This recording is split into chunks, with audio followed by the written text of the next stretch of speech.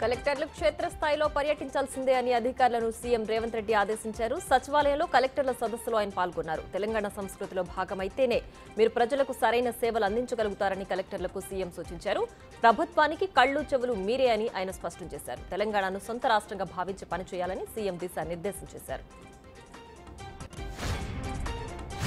CM Chandrababu అధ్యక్షతన AP cabinet సమావేశమైంది. ఈ cabinet భేటీలో 4 అంశాలే ప్రధాన ఎజెండాగా ఉన్నాయి.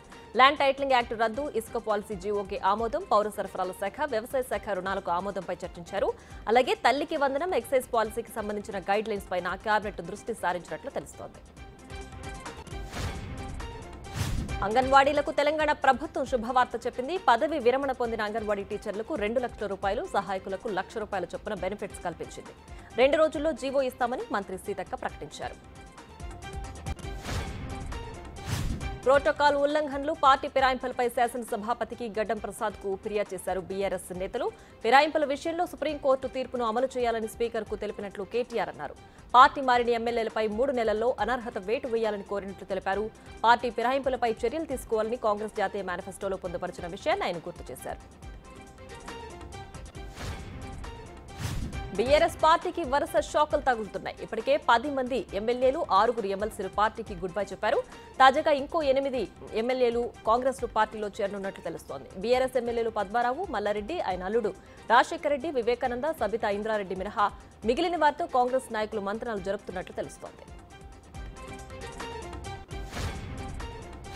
రాజ్ తరుణ్, లావణ్య, మాల్వి వివాదం మరో మలుపు తిరిగింది. రాజ్ తరుణ్ తనను మోసం చేశాడని లావణ్య ఫిర్యాదు చేసిన నేపథ్యంలో నార్సింగ్ పోలీసులకు ఆయనకు నోటీసులు జారీ చేశారు. ఈ నెల 18 లోపు విచారణకు హాజరు కావాలని బీఎన్ఎస్ఎస్ 45 కింద జారీ చేసిన నోటీసుల్లో పేర్కొన్నారు.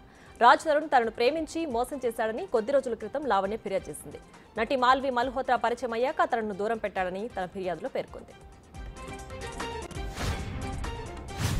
హైదరాబాద్లోని జగద్గిరిగుట్టలోని లెనిన్ నగర్లో గంజాయి చాక్లెట్ల విక్రయం జరుగుతోంది. విద్యార్థులే టార్గెట్ గా ఓ కిరాణా షాప్లో గంజాయి చాక్లెట్లు విక్రయిస్తున్న ఓ మహిళను బాలానగర్ ఎస్ఓటీ పోలీసులు అదుపులోకి తీసుకున్నారు.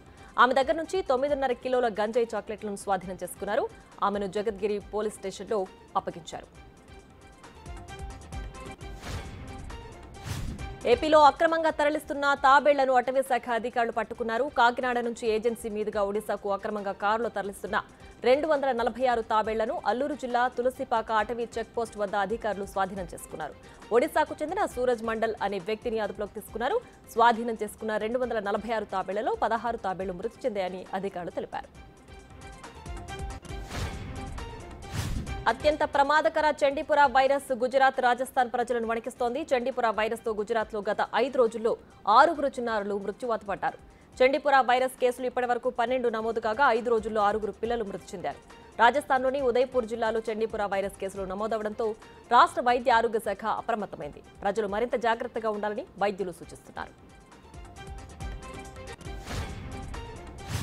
2 రోజుల క్రితం మృత్యువు నుంచి రెప్పపాటులో తప్పించుకున్న ట్రంప్ మొదటిసారి జనం ముందుకొచ్చారు. ప్రాణాపాయం నుంచి బయటపడిన ఆయన రిపబ్లికన్ పార్టీ అధ్యక్ష అభ్యర్థిగా అధికారిక నామినేషన్ సమావేశంలో పాల్గొన్నారు.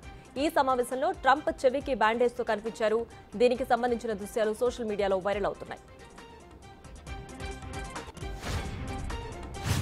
రష్యా, ఉక్రెయిన్ మధ్య కొనసాగుతున్న యుద్ధానికి ముగింపు లభించేలా కృషి చేయాలని భారత్కు అమెరికా విజ్ఞప్తి చేసింది. రష్యాతో ఉన్న దీర్ఘకాల బంధాన్ని అందుకు ఉపయోగించుకోవాలని కోరింది.